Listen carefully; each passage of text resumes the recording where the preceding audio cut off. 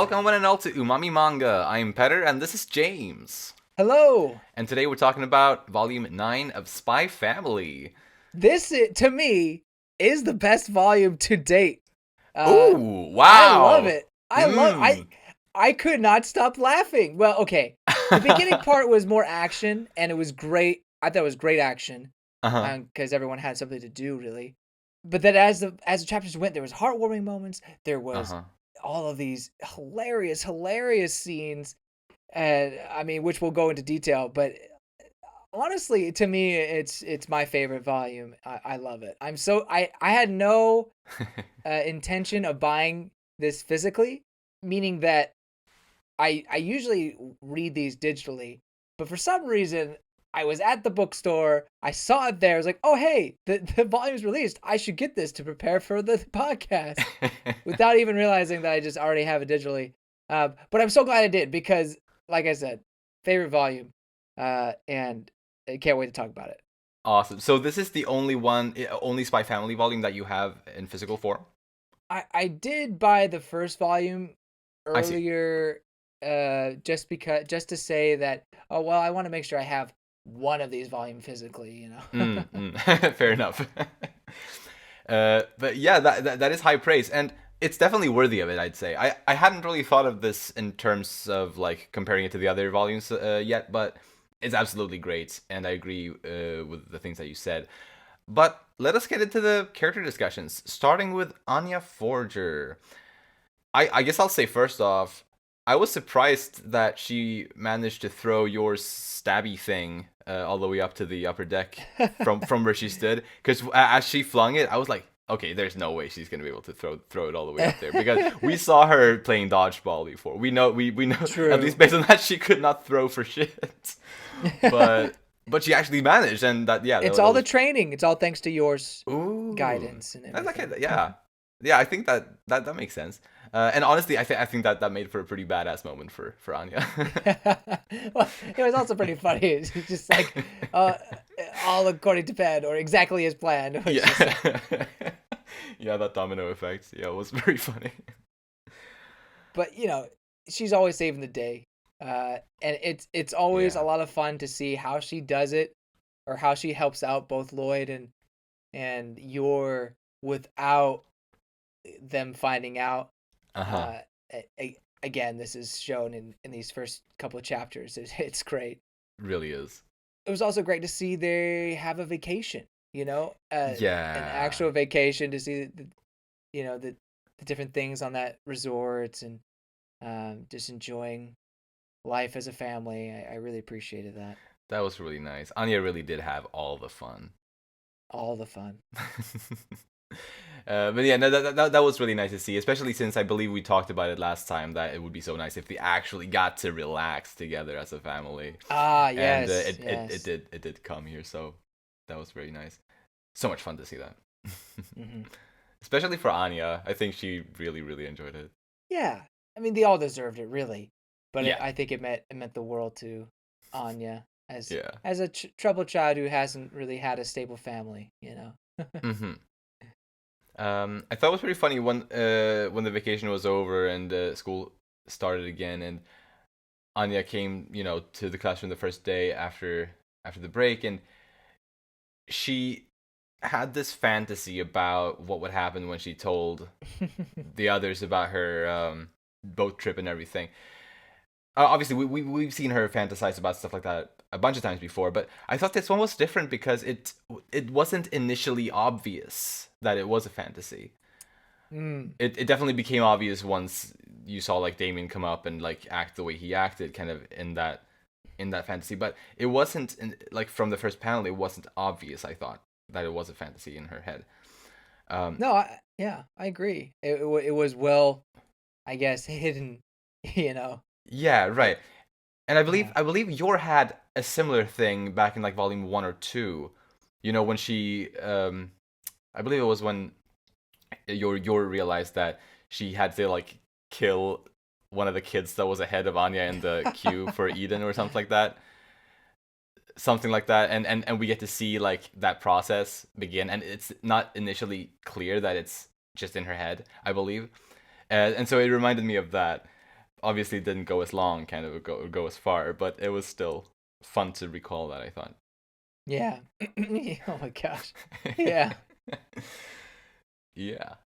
Really, the only thing I have here for Anya is the Tornatus chapter where she does get her first Tornatus, but I think she gets it in a good cause. Yes, Tornatrus, is that how you say it? Tonitrus, Tornatrus? something like that. But hasn't she? I believe this is her second Tonitrus bolt, isn't it? Oh, Didn't she get one on her first day of school for punching Damien? oh yeah, I think you're right. I believe so, at least. Never mind. Yeah, it must be. But still, this sacrifice, like yeah, getting the bolt in this one the way she did, I believe was still worth something. You know, Mm-hmm. as I think she says, or she questions, kind of like, could this be step one of Plan B? And I believe it is. I believe it could be. Oh, absolutely. Although they say step one, but I think little do they know that she's taken a few steps towards Plan B, in my opinion. Fair, and maybe she doesn't even realize it herself. No, she doesn't. I don't think she does. Yeah, because the fact that like Damien has this crush on her, Yes. that's definitely And he something. himself doesn't, acknowledge. No. But that's true. And actually, considering the fact that she got this Tonitrus bolt for really sacrificing herself for Damien, like helping Damien, that's why she got this bolt. But her first bolt she got for punching Damien, so it's like really the opposite reason, kind of, for getting the bolts here. But that's kind of funny. I wonder if Endo is gonna like cut it close, kind of, with the Tonitrus bolts, like toward the end of the story, if Anya's gonna have be like almost at the edge of being expelled at some point further down the line. That would be really exciting. And I guess it could be kind of funny. Yeah, one of my predictions was going to be, or at least just talk about that. What if she becomes like the first Imperial Scholar, or whatever that the high class rank is, to have like 6 Tonitrus? Yeah. Just right on the edge. Right. I mean, right now it's not looking too good. She's behind on the stars, right. But still, it would be funny if she had 7 Stellar Stars and 6 Tonitrus. Exactly. Although we're 9 volumes in and she hasn't even got 2 stars. She only has 1. True, but I don't think anyone has, at least in their grade, I don't think anybody has more than 1. Right. I guess what I'm saying is, how long is this story going to continue here? Is that the end game? Fair, true, or, true. Are we going to have some sort of time skip? Exactly. Because I believe both of us, we've seen like fan art and like fan manga that people have done, which like deals with a time skip of maybe 5 or 10 years. I don't know exactly, but a couple years at least, showing like Anya and Damien in, I don't know if it's early high school or whatever it might be. Something like that could be fun. I believe, but yeah. But I guess we'll have to see. Next, let us talk about Anya's best friend, who's on the cover of this book, Becky Blackbell. Oh my gosh. She was so funny in this volume. That chapter has to be one of the funniest chapters I've ever read. Seriously. To me, I just could not stop laughing. I'm right there with you. Like, really, the entire chapter, yeah, is just gold. Just gold. Like, comedic gold from beginning to end. Truly. Yeah. We'll definitely talk about it more in the comedy section, but in general, yeah, it was fantastic. I think another thing, like, aside from the comedy in that chapter, though, something that I really like kind of appreciated it for was that we get to see Becky be more, or kind of act more childish than we are kind of used to. I mean, obviously we know that she is a 6 or so year old child and everything, but I think usually she, like, especially compared to Anya, she comes off as more mature and kind of the smart one of the two. But here we really get to see that she is a little kid as well, and frankly, she's stupid as a kid should be, kind of. And so I really appreciated that, to be honest. Yeah, like untying her hair in order to like woo her romantic Oh, interest. oh my Like gosh. for example, like it's such a stupid thing, but it's also, yeah, makes perfect sense for a 6-year-old to think that that'll work.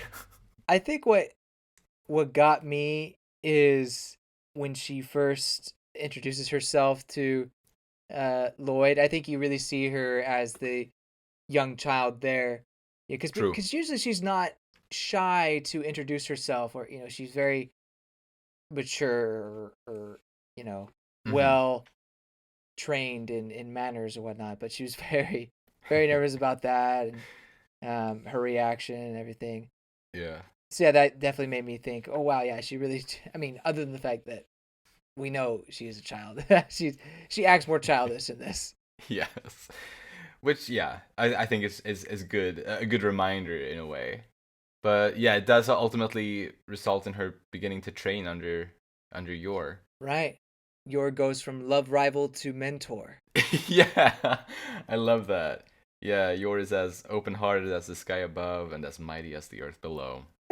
And that's what Becky wants to achieve as well. So it's okay if we have a love affair? Yeah. Yeah. Oh gosh. Yeah, it's so funny. And it's also like from yours perspective, it's like, yeah, obviously this little kid is not actual competition, so it makes sense why Right. your isn't taking any of it seriously. Yeah, yeah. But just from Becky's perspective, it just becomes so hilarious. Oh goodness. That's all I have on Becky for this section. I believe that's the same for me actually. So let's move on to Loid. So, in the previous volume, I thought Loid and Anya didn't have much to do on the cruise ship. Well, more so Loid than anybody. Actually, I take that back. It's more so Loid. Mm. Anya actually had it was assisting her mom in the background. But this one, the first couple chapters, Loid was defusing the bomb. It Yeah, kind of goes back to the big clock tower incident, where all three of them were kind of doing something. absolutely.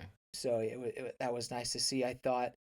I think in this volume there was a piece of or a part of his thought monologue. I believe it was at toward the end of the boat part where it seems like he's really starting to think of his quote unquote forged family as an actual family, Mhm.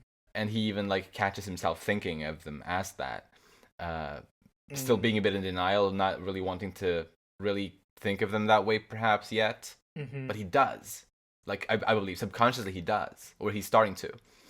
Yeah, And I thought that was a nice little, brief little moment. he's definitely fighting it. Yeah. And there's a line by, oh shoot, what it terrible names. His Basically his manager, Oh, Sylvia. Sylvia. There's a line that she says, I don't know if he's highly incapable or Mm, completely incompetent. Uh, yeah. and I think that it basically meaning that this family, she could tell, is actually becoming very important to him. At least that's how I took it. Yeah. I think my favorite chapter in this volume was the chapter with Loid and Bond, It was a good chapter. and something that I think one of the strongest things about the chapter, or one of the main things that makes me love it as much as I do, is how we get to see kind of Lloyd's a transition in Loid in terms of going from maybe thinking kind of poorly of Bond in certain ways to really, I think, cherishing Bond as a family member in a way, or kind of along those lines at least, where kind of at the start of the of that chapter, like there wasn't really much there in terms of faith for Bond, like from Lloyd at all. Mm. And then kind of by the time they got to the burning building, you can see you can tell that Lloyd has some suspicions that Bond does the things he does for a reason, but it's still kind of uncertain. Mm-hmm. And then toward the end of the chapter, I think it's very clear that there is some actual affection and really great care toward Bond. Yeah. that Loid shows, and that he really does care. It's just like that meme about the dad not wanting a dog, but then they become best friends, you know? Yeah, Uh, right. It is, and I think this volume, or sorry, this chapter kind of was important because we hadn't seen much really between Loid and Bond before, like at least nothing like this. And I think to me, it was really important, and I'd like to see more of, I guess, these kind of one-on-one Forger chapters maybe in the future, where we really get to kind of dive into one specific duo, kind of like that, and especially with Bond, to be honest, because Bond is kind of, well, the one who's least in the spotlight out of the four. But really, with all, I think any combination, I'd like to just get more depth in terms of like kind of the relationships between the characters and everything. yeah. Because this one really did that excellently, I thought. Like, I loved seeing that transition in Loid, and how he perceived Bond. Hmm. But anything else on Loid? No. Then let us move on to Franky Franklin. A ridiculous name for a ridiculous man. I think aside from Anya, I think he is, or well, and maybe aside from Loid after that chapter as well, but I think Franky is one of the characters who has really bonded with Bond. Wow, well, that sounded strange. Yeah, he has bond with Bond since before, and he understands Bond kind of better than a lot of other people, I think. You think so? Better than your? Well, what do we know about Yor and Bond's relationship? We know she bathes him. That yours food can potentially kill him. Yeah, that's yeah. But she takes him for walkies and things like that. So I don't know. Yeah, we haven't seen anything like specific though, so I don't know if I can really judge that. Um, but I think it seems to me at anyway that Frankie has some kind of understanding of Bond that Loid lacked at the start of that chapter. It was Frankie who suggested that he would take it a bit easy with Bond and take him for a walk and try to like, help Bond ease his mind, or stuff like that. Uh, Plus, there was also the part where we saw that Bond was very hesitant to bite Frankie, or attack Frankie in any way, whereas Bond didn't really hesitate to bite the guy who lit the house on fire. I guess it's a maybe it's a silly comparison because obviously that guy was an actual villain, but still, I believe he had a bond with Bond. I feel like there's no better way to say it, but it sounds dumb. Did he really hesitate? I thought he chomped down on the arm, but then let go. Well, wait, sorry, what was that? You said that Bond was not willing to bite him or something like that. Well, yeah, to bite, yeah, to attack Frankie. He was. But he did. Well, he did a little bit, but he let go, and you could tell that he was kind of distressed because of because he got those orders, or at least I got that vibe. Hmm. But either way, I read it as Bond and Frankie having kind of formed some kind of bond over the time that Frankie has watched Bond. Hmm. Well, back on Frankie. That one lady he was crushing on, I said this before, that he was Oh, yeah. crushing on in the previous volume, did remind me of Fiona. I'm pretty sure I said that. So, is it a coincidence? I don't know. I don't like to take away Fiona's love for Twilight, although, I think she's fighting a losing battle, but, Yeah. it's her choice.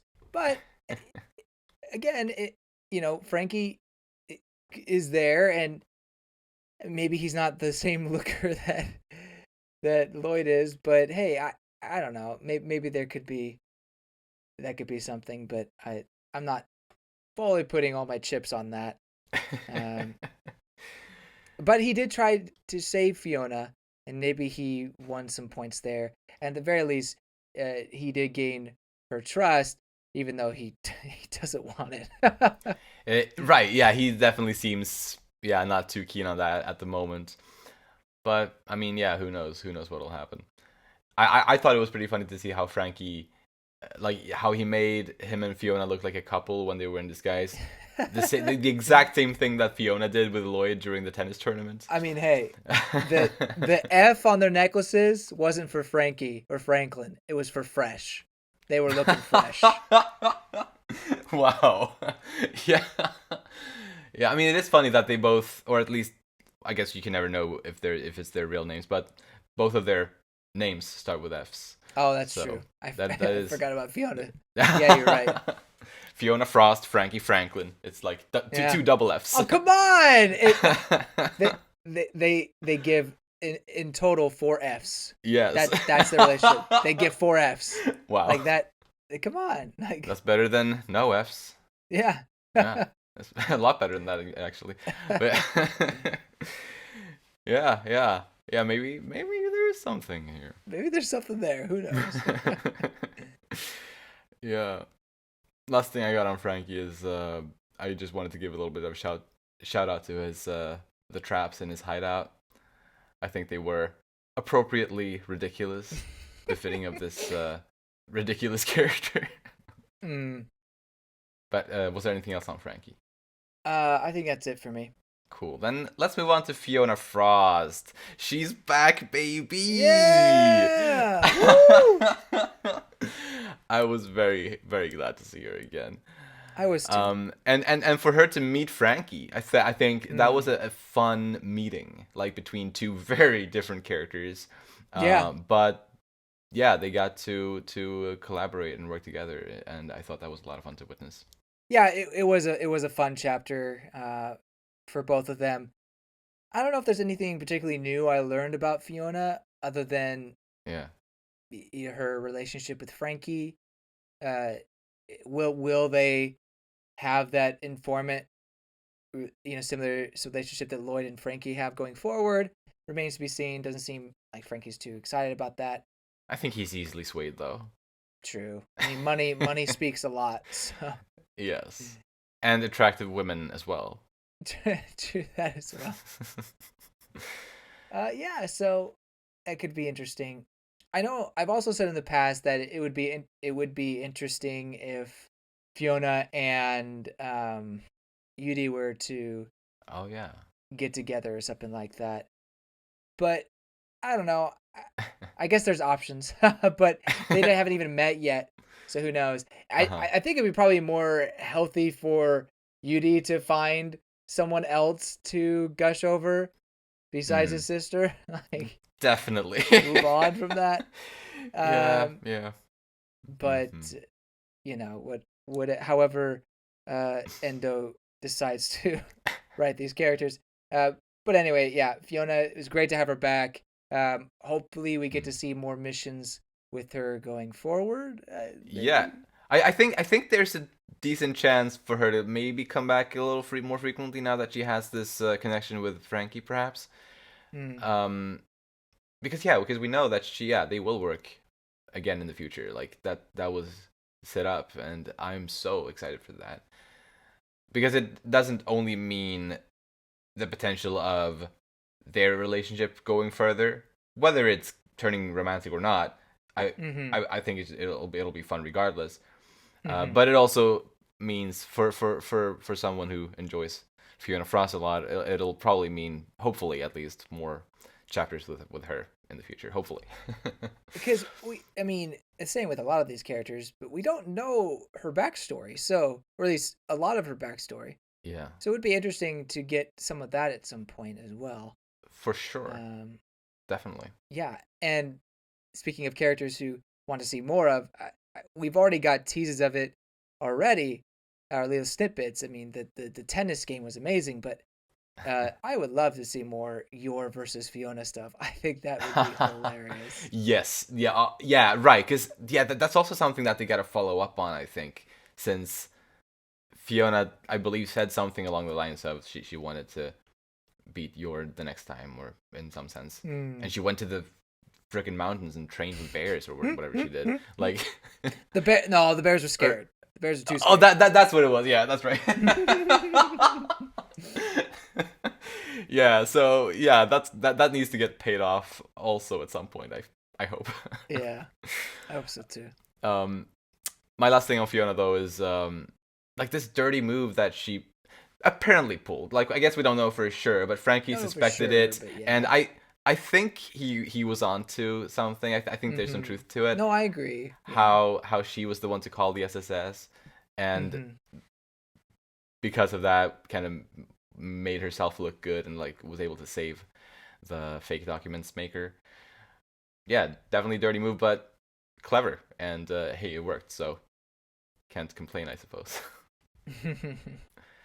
Next, let's talk a little bit about Bond. If there's anything more, I think we've already sprinkled in some of the Bond talk already into the other characters, but Well, as we mentioned, good bonding time with Loid. He shows his talents and how he can contribute to the family mission, not just by his, usefulness, but also how important he is to Anya and seemingly at this point Loid as well. for Um, sure, yeah, yeah, I'm glad he finally has the family that loves him and you yeah, know doesn't just treat him as a test subject. mm-hmm, But above all that, I I love Skinny Bond.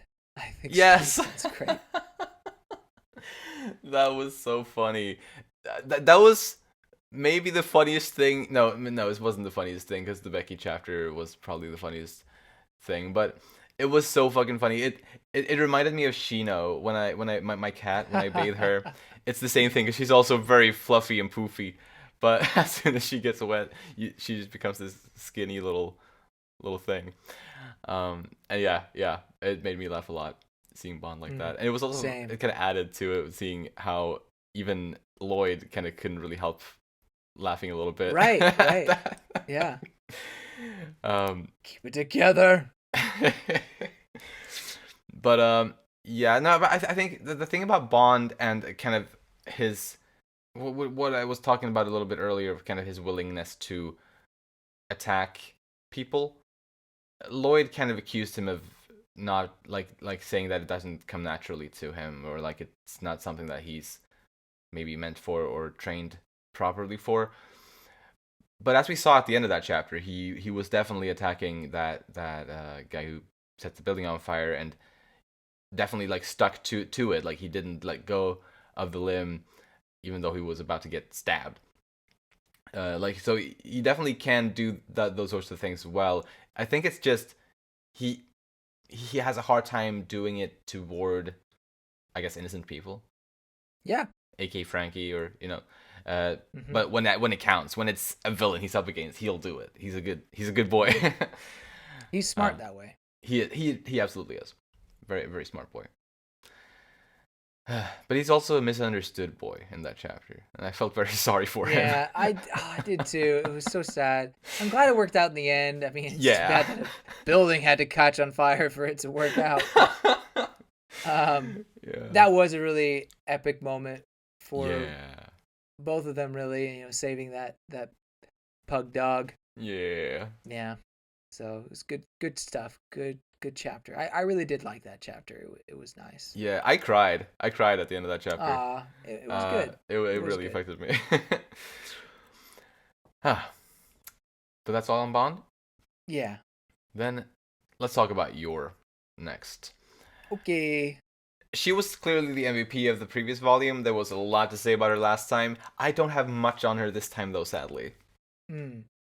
Yeah, I mean, just a more story points. She finishes her mission. Yes. Uh, we already mentioned vacationing. The final fight I thought was good. It wasn't as action packed as the previous one because that was more of her focus, but it was a fun Mm, fight.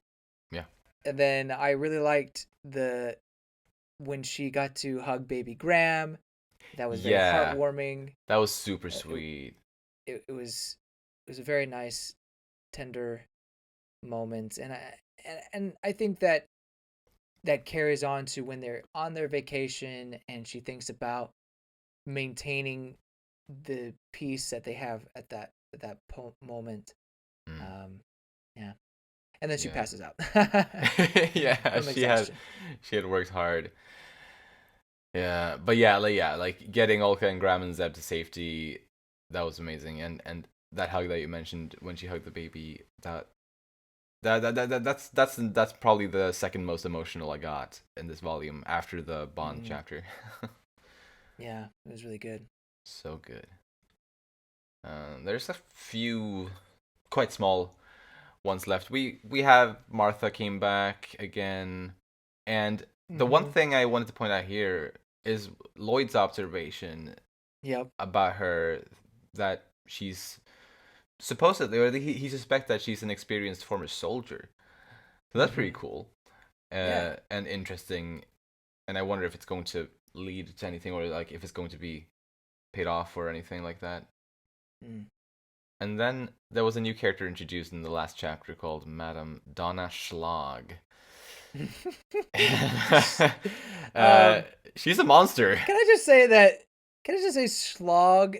I don't know if that has a great connotation in English. Wait, what's that? Because it seems like a German name, and I think it would be pronounced like... It's definitely German. It's definitely German. Like Schlag or something like that. I believe it means hit. I think I could be wrong about that, but it would make sense with the bolts. Well, like a blow or something like that, Yeah. Boosh kind of a thing. Punch Right. In the face, blow. Mm-hmm. I could be crazy. I have heard like some people use that as a, maybe I'm thinking of a different word, as a reference to male genitalia. So. Oh really? I don't. Yeah. Like schlong? I've heard schlong. Maybe schlong is what I'm thinking of. Hmm. It's not part of my normal vocabulary, so forgive me. All good. But Madame Schlag has single-handedly, or supposedly at least, single-handedly expelled over 100 students. Yep. So yeah, she really is a monster. Indeed, and she gets quite the thrill from it. Yeah. Goodness. I hate people like that. She is the Dolores Umbridge. Yes. She is. Absolutely. And I have a bad feeling that we'll see her again. Yeah, I get that feeling too. Yeah. She mentions some guy. Oh, the guy who turned into like a delinquent? Poor Mr. Pee Pants. I actually had him in comedy, but I was wondering, like, was that a story she made up, or is that an actual character that's going to appear later on? Because I guess he gets put in jail or something, but he's I forget why. Like, obviously he became a punk, but what was? Because people accused him of having peed his pants, and he couldn't live with that, or something. There's it's ridiculous. It's pretty ridiculous. It's hilarious, but there's something else. What was it? Anti-government resistance. Oh yeah. So that seems something that would have connection to, Loid or Yor or something. That's fair. That their line of work, or well, maybe more so Yudi, to be honest. True. So I don't know. It could be funny if Mr. Pee Pants ends up coming back in some way. That would be. Yeah. No, that definitely would be funny. But I also wouldn't be surprised if I'm about to say the male genitalia. Schlag. Something, I don't know. No, it sounds. That sounds too close to the. Anyway. I honestly hadn't thought about it. Schlag.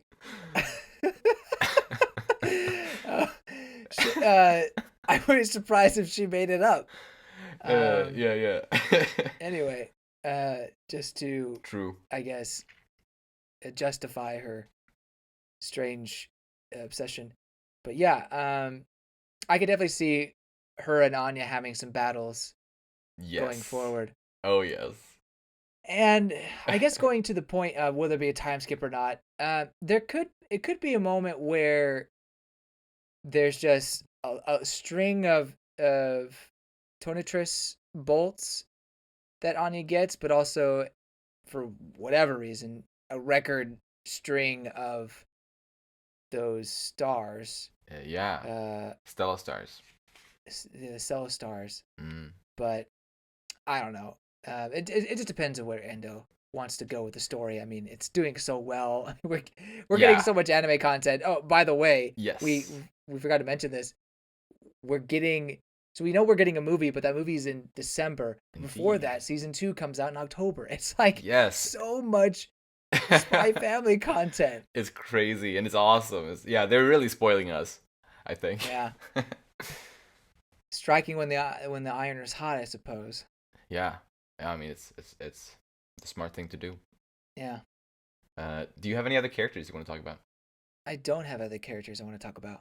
In that case, before we get into the comedy section, I just want to say that something that this volume did that I don't think has been done on this scale before is for it to include basically every single notable character that's appeared in the series so far. More or less. Obviously, there are some exceptions, like Damien's dad didn't come back to this, but like almost every other character, at least that I could think of, made an appearance in this one. We had Sylvia, we had George came back, Yuri obviously, Martha, Fiona, Henry Henderson, and even Billy Watkins came back in this, which Daddy was amazing.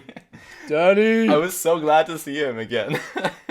Yeah. And as far as I'm aware, that's like most of the characters that have ever appeared in the series, and they're all in the same volume here, which it's a lot of fun. I mean, hey, like I said, this is the best volume so far, right? You got everybody there. Yes, everyone's here. Yep. But yeah, with that, let's move into the comedy segment. One of the early funny things to me was when they had like just gotten to the resort island, and Anya was able to get Loid to like do the hop jump thing ahead, and she was like, "Papa is so easy." That one really got me. I already mentioned this, but I gotta give a shout out to her facial expression when she says exactly as planned. I thought that. Oh yes, that was good. Yeah, Anya had.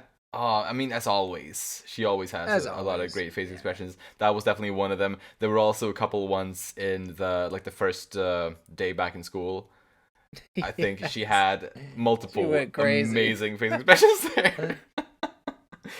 Absolutely. I really like the little jokes throughout their vacation. Yor can't barely zip line. Yeah.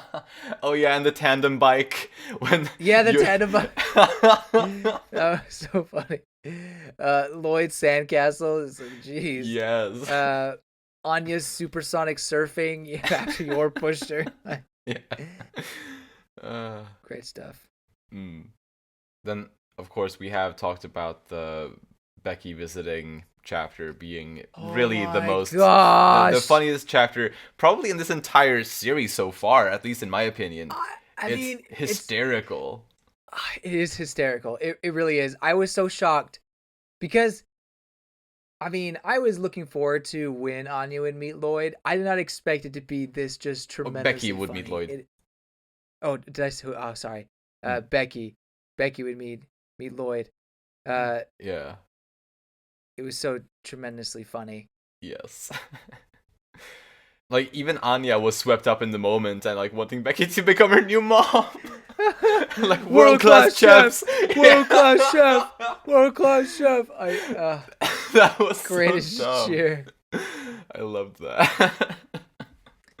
I think the part that maybe killed me the most was one that you already mentioned when she let her hair down and she just was trying to seduce him. Yeah.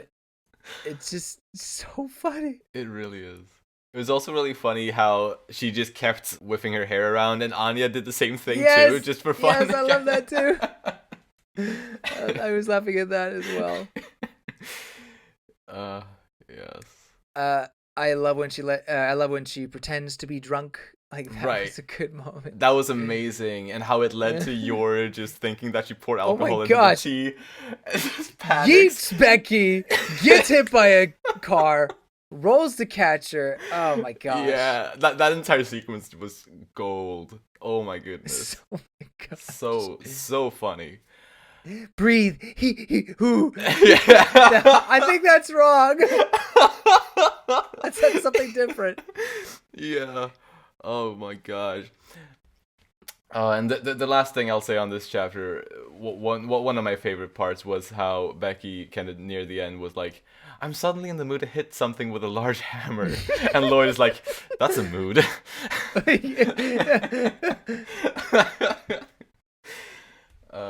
I guess it's also really fun how like she can't even swing the hammer. Like she drops it before she even gets to swing it. Good thing she has Yor as her trainer now. Yeah, training her to be a homewrecker. Exactly. Martha will not be proud. In Fiona's chapter, the person that I think she's supposed to be getting intel on or something like that, you see a picture of him. Yeah. And he's just a strawberry head. Yes. His head's literally strawberry. Yeah, I love that. Okay. Yeah, that's pretty funny. It was interesting. You get the shape of the head, but also the hair and the freckles, like or the stubble made it look like the seeds of a strawberry. So yeah, he is literally a strawberry. That's pretty impressive. Yeah. Well done. I love that, yeah. That's exactly the type of just stupid, silly humor that I love in this series. Really though, and I think it's also testament to, I mean, his comedic timing, but also he's a really good artist. Like, oh, absolutely. I really love his character designs and yeah, just all sorts of different levels of art, because you can have the silly stuff that you can even see on Twitter, his kind of doodles that he'll do with Anya is pretty great. Yeah. But also some of the really detailed, or well, maybe not detailed, but like cute face moments, like when they're on the vacation, you see Anya. There's a moment where you get a close up of her face, and it's really heartwarming. I think there's a close up of Yor at one point. It's just really some really good stuff. Yeah, like when Yor is looking at Anya. Yeah. And also when Loid is looking at Yor. Oh. It's like Anya is having fun, and Yor is looking at Anya, and like it's like wholesome and nice. And while Yor is looking at Anya that way, it looks, at least to me, like Loid is looking at Yor in kind of a similar way. Mm-hmm. Which, like, the art, like, I guess speaking of the art and how you can pull off these quite different styles, but also I guess narrative wise, I think I kind of like that moment. Yeah. Not sure why I didn't mention it before, but it's I'm glad wholesome. You did now. Yes. But yeah, about the Fiona and Franky chapter, one of my favorite bits in the comedy there was I guess, well, I should say the tragicomedy of how every character that knows Franky was just super surprised to see him with a woman. Oh. I really like that. Yeah. Yeah. And then the final chapter with Damien's goons speaking for Damien. I thought that was really funny. Yeah. Claiming that they'll run through the school in only their underpants if Damien would ever get a Tonitrus like, oh, wait a minute. Yeah, I didn't agree to this. Poor Damien. Anya's Tornatus face when she gets that second one, yeah. Yeah. That like spread is great, yeah. Yeah, it is pretty great, yeah. You see the lady on one side and Anya's just absolutely terrified face on the other side. But she may be getting cake. Am I getting cake? Exactly. Yeah. I mean, she's not totally misinterpreting him. I mean, he wants to repay her somehow. He could give her cake, yeah. At least it's a good thing in one way or another. I wonder what the Japanese says there, because clearly piece of cake is not a Japanese expression. Exactly. Yeah, I was wondering about that as well. But as we've talked about before, like, I feel like the localization and translation team for this manga is really good at really seamlessly doing these puns. Like, I feel like it's always worked out without it feeling kind of forced. I agree. This definitely didn't feel forced. I think it was a very natural joke to include. I mean, I guess maybe saying like I know, I'll just pay you back. Piece of cake. Yeah, maybe. Yeah, Maybe it's a little bit strange, a little perhaps, bit. but yeah, But it still works. that's just me being ultra nitpicky if I wanted to. But I don't want. I thought it was funny. I think it's good. It's fun. Yeah, for sure. So, do you have any predictions? More some questions, I guess. So, Harpoon, they mentioned him earlier on, and he was more of the man behind the scenes in the previous volume. Yeah. But I wonder if the hill or his presence will come back in some way. Yeah. To mess with Yor or even Loid. It would be interesting if we actually saw the man himself. Yeah, I mean, because the interesting thing about that character, well, we don't know much about him other than what we've been told, kind of, but is that he has the potential to pose a real threat to both Yor and Loid. True. With obviously the whole mission for Yor here, and also the fact that we know that he is someone who wants to initiate war. That's something that Loid is trying to prevent. So right. They both have reason to oppose this guy. Yep. So yeah, I think it would be interesting. Plus the thing that I believe I pointed out last time, the potential of a collaboration between Harpoon and Donovan Desmond. I think that could be pretty interesting potentially. Wonder if Harpoon has any children. Oh yeah. Oh. Right. So you mentioned that Loid takes notice of Martha's skills. I just want to say this for predictions. I mentioned was the previous volume? No, I think it was 2 volumes ago. I mentioned the possibility of Martha being an assassin of what they call the Garden. Is that what? Oh yeah. Yeah. Right. I just wondered, like, oh, maybe she's that. Now Loid mentions that she could be an experienced soldier, so maybe there's something there. I don't know. I'm not convinced that she's going to be an assassin. With Loid saying the soldier bit, it does make me think, okay, maybe she's just a hired hand that is, former military and nothing else. But I still think it would be an interesting twist if she indeed was a top grade assassin in that sense. For sure. I don't know. It does seem that Martha, we know very little about her, but we do get a little bit of a tease to what she could be, and I'm hoping we see a little bit more of that. Yeah. I don't need, like, her to become a main player, but it would be fun to see more. Absolutely. Yeah, I think there's potential there. I guess my main kind of question, or something that I'm curious about right now, is in what way Damien intends to repay Anya's kindness. Because I mean, we know he has a crush on her. Whether or not he knows it, I guess. Well, he probably doesn't exactly, but he does. And I wonder if he would find a way to combine the fact that he has a crush on her with the favor that he will do for her, whatever it's going to be. If it'll, I don't know. I don't even know what I have in mind here. How will he pay her back? Yeah.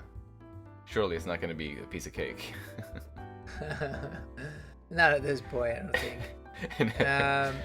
It may just be Damien, but it would be really upsetting if he somehow stepped in or stopped Anya from getting a Tonatrus bolt and getting it himself. Like, Ooh.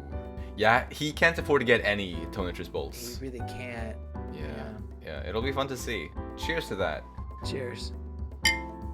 And, well, with all that said, if you enjoy our content, you can follow us on Twitter at Umami Manga, and it would be lovely if you'd like to support us by rating our show on the podcast platforms and subscribing to our channel, Umami Manga, on YouTube. Thank you so much for listening, and we'll see you next time when we'll talk about Volume 10. Bye-bye! See you later!